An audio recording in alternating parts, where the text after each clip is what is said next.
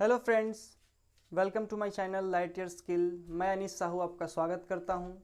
आज का हमारा टॉपिक है profit and loss appropriation account, जो कि पार्टनरशिप के चैप्टर से है। पार्टनरशिप जो हमारा टॉपिक है 12th क्लास का जो सब्जेक्ट है पार्टनरशिप, उससे लिया गया है। तो आज हम पढ़ेंगे profit and loss appropriation account के बारे में। पहले हम जानेंगे profit and loss appropriation account होता क्या है। उसके बाद हम उसके जो स्पेसिमेन होते हैं, profit and loss appropriation account कैसे बनाया जाता है, इस चीज़ को हम आज यहाँ पे अच्छे से जानेंगे कि उनमें कौन कौन से अकाउंट्स होते हैं, कौन कौन से अकाउंट को क्रेडिट किया जाता है, कौन कौन से अकाउंट को डेबिट किया जाता है। इन सारे चीज़ों को हम आज अच्छे से जानेंगे। कौन सा प्रॉफिट कहाँ से आता है, सैलरी को कैसे दिया जाता है, इंटरेस्ट को कैसे दिया जाता है, ये तमाम जो भी शब्द हैं, इन सारे शब्दों को हम आज एकदम डिटेल्स में जानेंगे। तो आज का वीडियो हमारा बहुत इंटरेस्टिंग होने वाला है। तो चलिए आइए शुरू करते हैं। सबसे पहले हमारा जो हेडिंग है, उस हेडिंग के बारे में हम जानेंगे। Profit and loss appropriation account क्या होता है।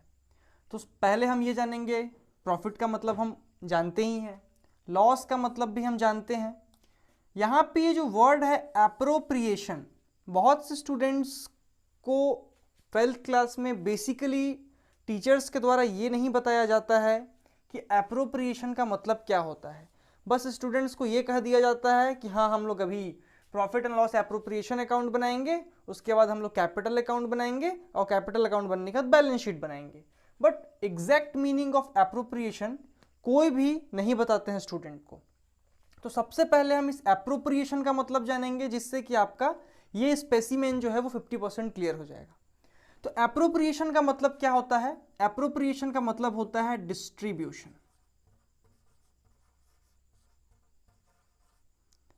ठीक है, एप्रोप्रिएशन का मतलब होता है डिस्ट्रीब्यूशन। डिस्ट्रीब्यूशन मतलब बांटना।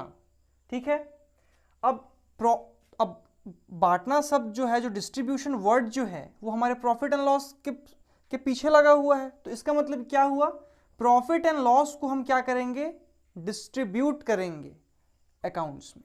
ठीक है, कौन से अकाउंट्स में? जहां पे सारे पार्टनर्स को उनका प्रॉफिट मिलेगा और जो भी मिलना है वो सारे चीजों का डिटेल्स होगा। ठीक है, तो सबसे पहला मीनिंग जो था profit and loss appropriation account का हमारा क्लियर है। चलिए आइए जानते हैं।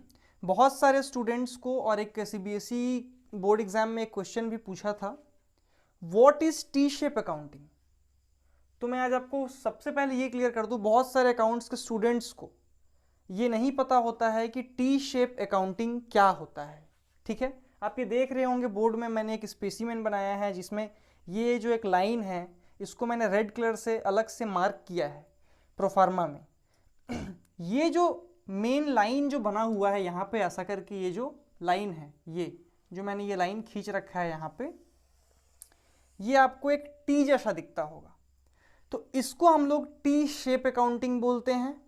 ठीक है, क्योंकि जितने भी अकाउंट्स बनते हैं हमारे, चाहे वो हम 11th क्लास में अकाउंट्स बनाएं, अकाउंट्स का जो प्रोफार्मा होता है, profit and loss trading account, profit and loss balance sheet का, वो टी शेप में होता है। और हमारा जो पार्टनरशिप में जितना भी अकाउंट्स बनते हैं, वो सब टी शेप अकाउंटिंग के बेसिस पे बनते हैं।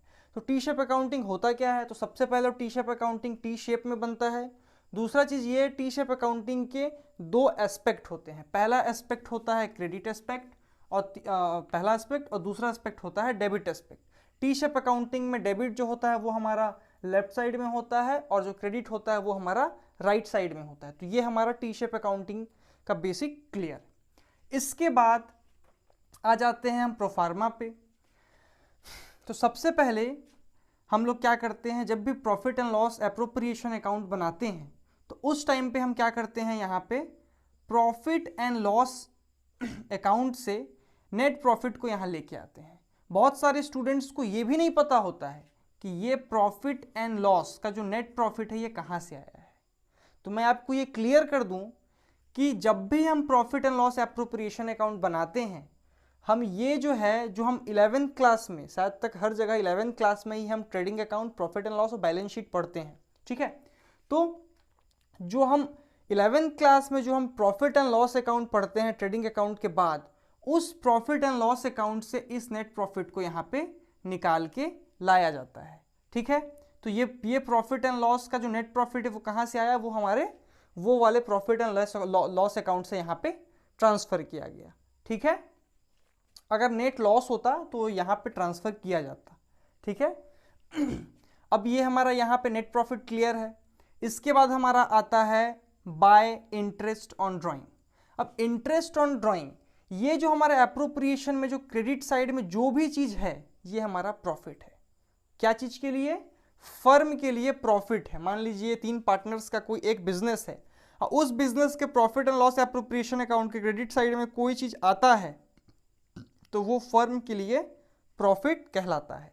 क्रेडिट साइड में जो भी होगा नेट प्रॉफिट भी हमारा प्रॉफिट है। और इंटरेस्ट ऑन ड्राइंग, जो ड्राइंग पार्टनर्स फर्म से निकाले होते हैं अपने पर्सनल यूज के लिए, उन पैसों पे इंटरेस्ट चार्ज किया जाता है, उसको इंटरेस्ट ऑन ड्राइंग कहते हैं। मान लीजिए ए ने पैसा निकाला था और सी ने पैसा निकाला था, तो सिर्फ ए और सी को इंटरेस्ट ऑन ड्राइंग देना पड़ेगा और वो भी हमारे डिड में क्लियरली स्टेटेड होना चाहिए, तब देंगे। ठीक है, तो ये हमारे क्रेडिट साइड का रूल्स पूरा क्लियर है। क्रेडिट साइड में ये 2 आइटम होते हैं, इसके अलावा कोई तीसरा आइटम रेयरली होता है जो कि बहुत टफ क्वेश्चंस में आते हैं। इससे ज़्यादा कोई भी टॉपिक नहीं होता। तो हमको क्या याद रखना है, क्रेडिट साइड में एक प्रॉफिट एंड लॉस अकाउंट का नेट प्रॉफिट होता है और दूसरा इंटरेस्ट ऑन ड्राइंग होता है। इसके अलावा और कोई भी चीज़ नहीं होता है। इंटरेस्ट ऑन ड्राइंग कैलकुलेट करने के लगभग 7 या 8 फॉर्मूले हैं जो कि हम अगले क्लास में डिस्कस करेंगे और बहुत ही इजी वे में कैलकुलेट करेंगे, जिससे आपको कोई भी रूल्स याद करने की जरूरत नहीं पड़ेगी। तो ये है, यहाँ पे हमारा क्लियर है। इसके बाद हम आ जाते हैं टू इंटरेस्ट ऑन कैपिटल। तो इंटरेस्ट ऑन कैपिटल मतलब क्या होता है, इंटरेस्ट ऑन कैपिटल जो भी पैसा हम हमारे बिजनेस में इन्वेस्ट करते हैं, मान लीजिए 3 पार्टनर हैं ए बी और सी। ए ने हो सकता है 1 लाख रुपए लगाया हो, ठीक है, बी हो सकता है 2 लाख रुपए लगाया हो, सी हो सकता है 50,000 रुपये लगाया हो।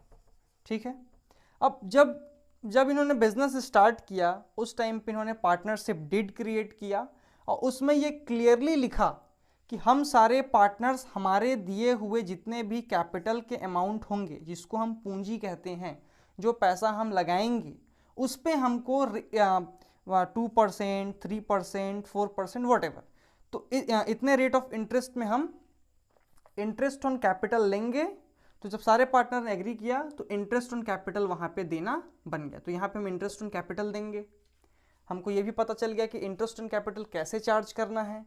तो इंटरेस्ट ऑन कैपिटल जो है वो हमारा क्वेश्चन में गिवन रहेगा कि ए बी सी ने बिजनेस इतने इतने पैसे से स्टार्ट किया, तो ये जो उनका कैपिटल अमाउंट होता है, opening capital account, not closing, opening capital account के ऊपर में हम इंटरेस्ट ऑन कैपिटल चार्ज करेंगे at the starting of the year. Okay, at the end of the year नहीं चार्ज करेंगे। इसके बाद आता है हमारा टू पार्टनर सैलरी। अब यहाँ पे हो सकता है ए बी और सी तीनों को दिया जाए, लेकिन ऐसा होता नहीं है जनरली, कोई एक पार्टनर या 2 पार्टनर को सैलरी मिलता है। तो ठीक है, तो मान लीजिए किसी एक पार्टनर को उन्होंने ये डिस्कस किया कि उनको हम सैलरी देंगे, कितना, 10,000 पर मंथ, 5,000 पर मंथ, कुछ भी अमाउंट हो सकता है। तो आप लोग को क्वेश्चन बनाने टाइम ये ध्यान रखना है कि 5,000 जो लिखा है उसके सामने में 5,000 के बाद ईयरली लिखा है, पर एनम लिखा है या पर मंथ लिखा है। अगर ईयरली लिखा होगा या पर एनम लिखा होगा, इसका मतलब ये है कि पूरे साल में सिर्फ 5,000 रुपये उसको देना है फर्म को, ठीक है, एज अ सैलरी किसी भी पार्टनर को। अगर पर मंथ लिखा है तो उसको 5,000 इंटू 12 मंथ, 10 मंथ, 9 मंथ, जब से सैलरी के लिए डिसाइड किया गया हो उतने मंथ से उसको इंटू करके उसको यहाँ पे हम सैलरी प्रोवाइड करेंगे। तो यहाँ पे हमारा सैलरी भी क्लियर है। इसके बाद आ जाता है पार्टनर्स कमीशन। पार्टनर्स कमीशन के पहले सैलरी का एक पॉइंट और छूट गया। कभी कभी क्या होता है कभी कभी ये होता है कि इंटरेस्ट ऑन कैपिटल चार्ज करने के बाद सैलरी देना है, या फिर सैलरी पहले भी दिया जाता है। कभी कभी आ जाते हैं कमीशंस पे। हम कमीशंस में कभी कभी क्या होता है, सैलरी भी पहले कभी कभी इस पे लिखा होता है सारे चीज को कैलकुलेट करने के बाद उस पे कमीशन को कैलकुलेट करना है। ऐसा आफ्टर बिफोर करके क्वेश्चंस में दिया होता है। उस चीज को ध्यान देना कि किस चीज़ को कैलकुलेट करने के बाद किसी एक चीज़ को कैलकुलेट करना है। तो कमीशन भी हम वही कैलकुलेट करेंगे। बेसिकली कमीशन को नेट प्रॉफिट पे कैलकुलेट किया जाता है। मान लीजिए क्वेश्चन में दिया हुआ है कि net profit at the end of the year, profit and loss appropriation account बनाने के पहले हमारा था 80,000 रुपये, ठीक है। और मान लीजिए क्वेश्चन में बोल दिया है after charging the salary we will give the commission to the partner.